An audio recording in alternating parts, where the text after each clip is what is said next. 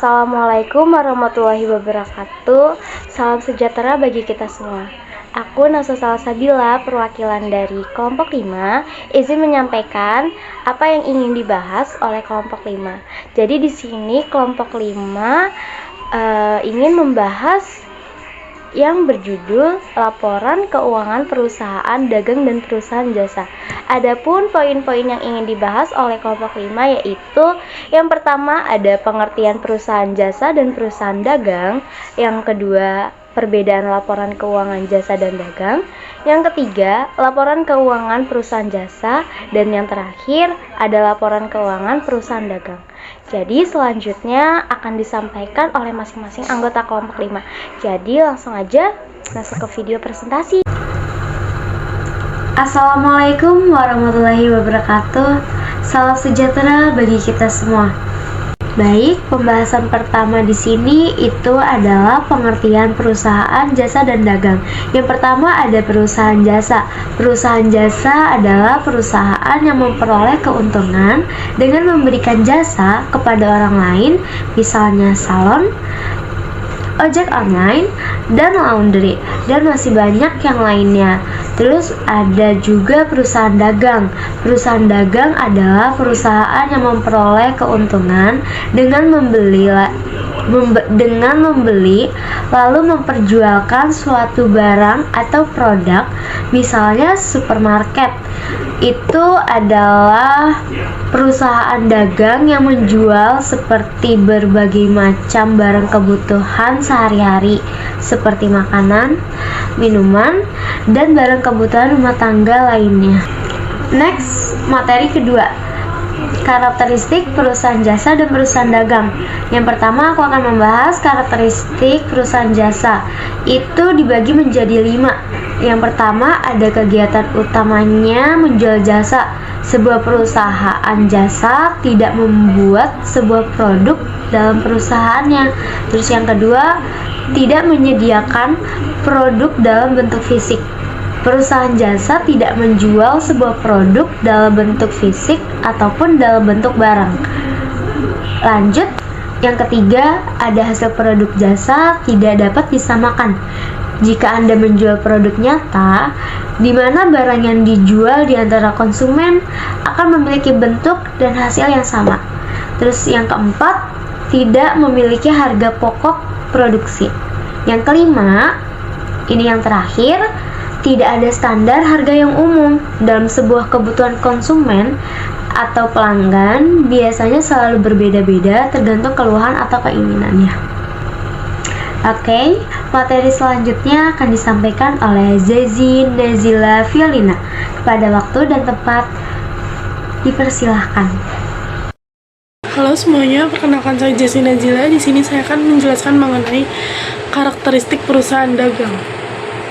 Perusahaan dagang memiliki 6 karakteristik. Yang pertama adalah produk yang dijual adalah barang dagangan.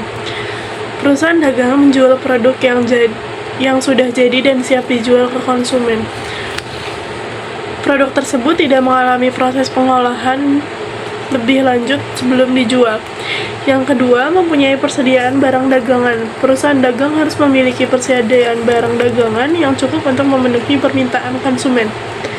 Persediaan barang dagangan ini bisa berupa barang yang sudah siap jadi atau barang yang masih dalam proses pengiriman.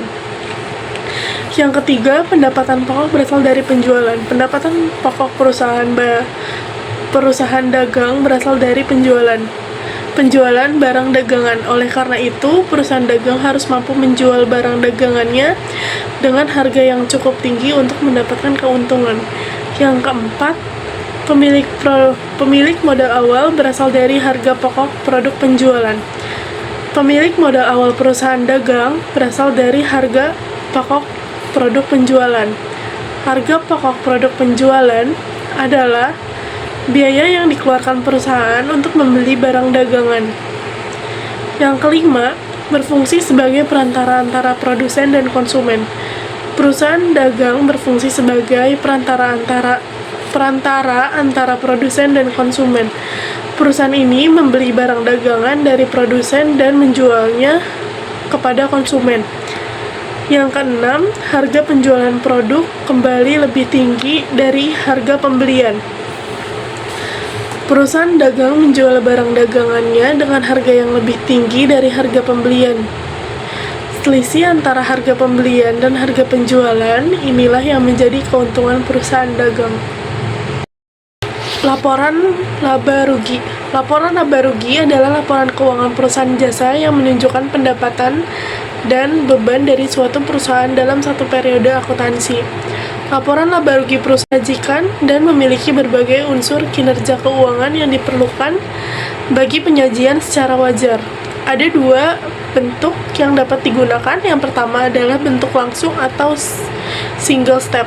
Dalam bentuk ini, seluruh pendapatan dijumlahkan dan semua beban dijumlahkan. Dari selisih antara jumlah pendapatan dengan jumlah beban dapat diketahui besarnya laba atau rugi suatu perusahaan. Yang kedua adalah bentuk bertahap atau multiple step. Dalam bentuk ini, dalam laporan laba rugi diadakan pengelompokan atas jenis pendapatan dan jenis beban, di mana pendapatan dibedakan atas pendapatan usaha dan pendapatan di luar usaha, serta beban dibedakan pula atas beban usaha dan beban di luar usaha. Kemudian, dari selisih pendapatan dan beban diperoleh laba atau rugi perusahaan. Jadi, dapat disimpulkan, perbedaan laporan laba rugi single step dan multi step terletak pada cara penyajian akun. Cara penyajian akun laporan laba rugi single step yaitu menggabungkan semua pendapatan dan biaya menjadi dua baris ringkas, yaitu pendapatan dan beban. Sementara itu, laporan laba rugi multiple step memisahkan total pendapatan menjadi pendapatan dalam usaha dan pendapatan di luar usaha, dan beban usaha dan beban di luar usaha. Nah, untuk yang kedua itu yaitu adalah laporan perubahan modal atau capital statement. Laporan perubahan modal adalah laporan keuangan perusahaan jasa yang menunjukkan sebab-sebab adanya perubahan modal dari modal awal sampai dengan modal akhir periode. Dalam laporan perubahan modal ditujukan dengan perhitungan antara modal pemilik awal periode ditambah laba bersih seperti yang tercantum dalam laporan laba rugi. Kemudian dikurangi dengan pengambilan pribadi pemilik atau PRIV sehingga diperoleh modal pemilik akhir periode. Nah, di sini udah ada contohnya tabel, yaitu laporan perubahan modal PT Lintas Nesia per Maret 2014. Di sini udah ada modal usaha awal yaitu 250 juta. Kemudian ditambah dengan laba usaha yaitu 13.500.000, kemudian dikurang oleh PRIV 236.500.000. Nah, hasilnya yaitu modal usaha akhir yaitu 27 juta. Nah, kemudian kita lanjut ke neraca atau balance sheet. Neraca adalah laporan keuangan perusahaan jasa yang menunjukkan keadaan keuangan atau posisi keuangan suatu perusahaan pada akhir periode. Posisi keuangan yang dimaksud terdiri atas jumlah aktiva, kewajiban, dan modal. Dalam penyusunan neraca harus diurutkan secara dengan tingkat likuiditasnya atau tingkat kelancarannya. Rekening yang lancar harus didahulukan menyusunnya, dan rekening yang kurang lancar disusun di bawahnya. Neraca dapat disusun dengan dua bentuk, yaitu bentuk Stafel dan bentuk Skronto. Nah, ini yang pertama itu kita jelasin bentuk laporan Stafel. Neraca yang disusun dalam bentuk Stafel artinya neraca yang disajikan dengan harta atau aktiva di bagian atas dan kewajiban serta modal di bagian bawahnya. Neraca bentuk Stafel ini sering disebut juga dengan bentuk laporan atau vertikal. Ini udah ada contohnya neraca PT Lintas Nesia per 31 Januari 2014. Di sini yang kas kayak aktivanya itu ada di sebelah debit, kemudian pasifanya ada di sebelah kredit dengan nominal yang sudah balance yaitu 286.150.125.125.000. Kemudian selanjutnya itu neraca bentuk T atau skronto atau bentuk rekening. Neraca yang disusun dalam bentuk T artinya penyajian harta atau aktiva di sebelah kiri sedangkan kewajiban dan harta sebelah kanan. Neraca bentuk skronto sering disebut juga bentuk sebelah menyebelah. Nah, ini udah ada contohnya, yaitu neraca PT Lintas Nesia per 31 Januari 2024. Di sini akun aktiva itu di sebelah kiri, sedangkan akun pasifanya di sebelah kanan.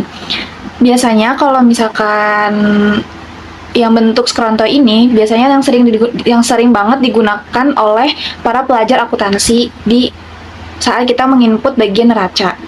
Nah, ini udah ada sama, balance-nya juga sama, yaitu nominalnya 286.150.125.000. Kemudian penjelasan selanjutnya akan dilanjutkan oleh Gina.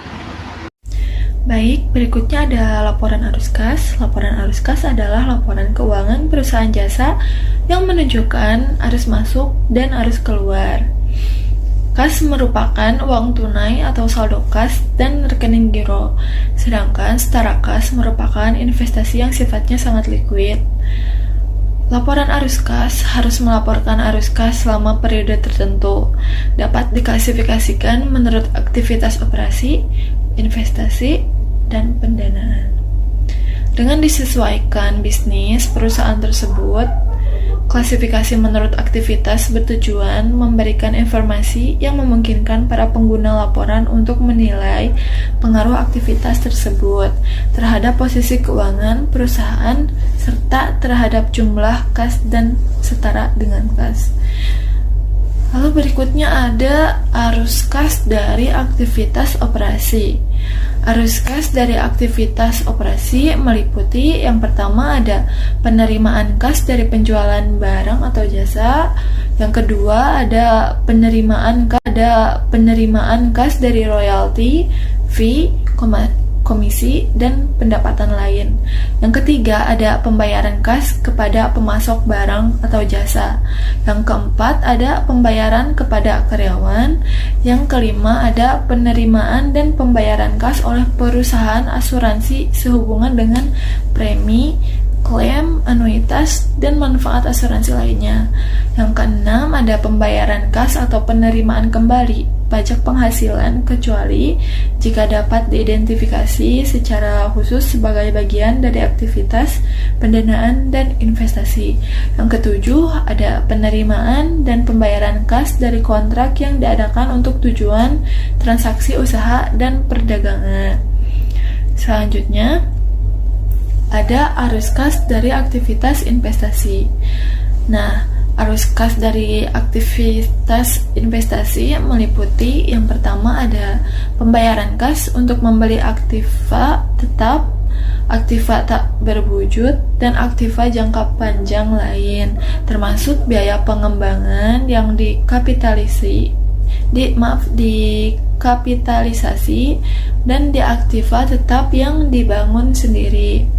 Yang kedua ada penerimaan kas dari penjualan tanah, bangunan, peralatan, aktiva tak berwujud, dan aktiva jangka panjang lain. Yang ketiga ada perolehan saham atau instrumen keuangan perusahaan lain. Yang keempat ada uang muka dari pinjaman yang diberikan kepada pihak lain serta pelunasannya, kecuali yang dilakukan oleh lembaga keuangan. Yang kelima ada pembayaran kas sehubungan dengan future kontrak, forward kontrak, option kontrak, dan swap kontrak, kecuali apabila kontrak tersebut dilakukan untuk tujuan perdagangan atau apabila pembayaran tersebut diklasifikasikan sebagai aktivitas pendanaan. Yang ketiga selanjutnya ada arus kas dari aktivitas pendanaan. Nah, arus kas dari aktivitas pendanaan itu meliputi yang pertama ada penerimaan kas dari emisi saham atau instrumen modal lainnya. Yang kedua ada pembayaran kepada para pemegang saham untuk menarik atau menebus saham perusahaan. Yang ketiga ada penerimaan kas dari emisi obligasi, pinjaman, wesel, hipotek, dan pinjaman lainnya. Yang keempat ada pelunasan pinjaman. Yang kelima ada pembayaran kas oleh penyewa guna usaha untuk mengurangi saldo kewajiban yang berkaitan dengan sewa guna usaha pembiayaan. Perkenalkan, Perkenalkan, saya Rika Mardiani Putri. Di sini saya akan menjelaskan laporan laba rugi dari laporan keuangan perusahaan dagang. Nah, seperti dalam perusahaan jasa, pada umumnya laporan keuangan yang disusun dalam perusahaan dagang ini meliputi laporan laba rugi, laporan perubahan modal, neraca, laporan arus kas, dan saya akan menjelaskan bagian laporan laba rugi. Nah, laporan laba rugi menggambarkan sumber-sumber penghasilan yang diperoleh oleh perusahaan dalam menjalankan usahanya dan jenis-jenis beban yang harus ditanggung di perusahaan. Jadi, laporan laba rugi ini adalah laporan yang menunjukkan pendapatan dan beban pada akhir periode akuntansi. Nah, laporan laba rugi atau perhitungan laba rugi disajikan dalam dua bentuk, yaitu yang pertama ada bentuk langsung atau single step. Lalu apa sih laporan laba rugi dari bentuk langsung ini? Yaitu laporan laba rugi dengan bentuk single step dilakukan dengan menjumlahkan semua pendapatan menjadi satu, demikian pula bebannya. Nah, setelah itu dicarilah selisihnya. Nah, untuk contohnya bisa kita lihat di tampilan PowerPoint yang ada di layar. Terus bentuk yang kedua itu ada bentuk bertahap atau multiple step. Nah, penyajian bentuk bertahap ini adalah penyajian laporan laba rugi dengan bentuk yang dilakukan dengan memisahkan antara pendapatan usaha dan pendapatan di luar usaha, serta memisahkan pula antara beban usaha dan beban di luar usaha. Setelah itu dicari selisihnya hingga diperolehlah laba atau rugi usaha tersebut. Ini contohnya bisa kita lihat di layar yang ditampilkan di PowerPoint. Terima kasih. Baik, untuk selanjutnya itu pembahasan tentang laporan perubahan modal. Laporan perubahan modal merupakan laporan yang menunjukkan adanya perubahan modal, yaitu dari modal awal menjadi modal akhir. Hal-hal yang perlu diperhitungkan atau yang mempengaruhi dalam penyusunan laporan perubahan modal antara lain: yang pertama, besarnya modal awal pada periode. Yang kedua, adanya laba atau rugi usaha. Yang ketiga, adanya pengambilan pemilik atau prep. Yang keempat, adanya investasi tambahan dari pemilik. Yang kelima, besarnya modal akhir pada periode. Laporan perubahan modal hanya lazim berlaku dibuat pada perusahaan perseorangan, persekutuan, atau firma dan SIPI. Sementara itu, untuk perusahaan